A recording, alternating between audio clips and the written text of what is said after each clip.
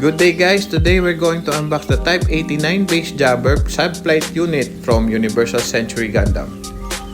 This is made by DABAN. The scale is 1:144. This is not an original kit, this is from a third-party kit. I am not advising you to buy third-party kits, but if you are on a tight budget, you want cheaper kits, this is one for you. I bought this one for 140 pesos, roughly $2 USD, something like that.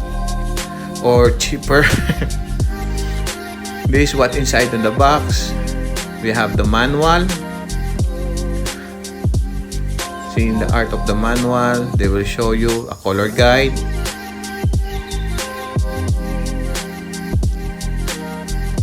Then how to build the thing. Very straightforward.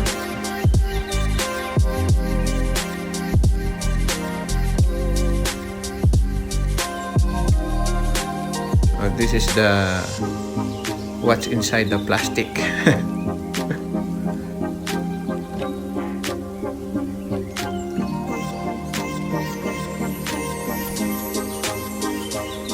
As you can see, they have pretty good details going on there. That's the inner part of the thing. They will give you a sticker, a white sticker and a yellow sticker for the cockpit.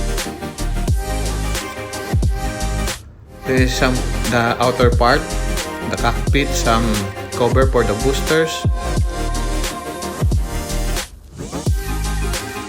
and some small accessories. They will give you auxiliary tanks, one auxiliary tank. The plastic's not that bad, but the issue is, third-party kits, they have some fitting issues, so you need to make some adjustments.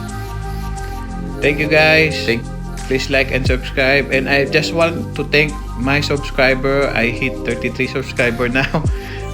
Thank you for all your support. Please like and subscribe. Thank you.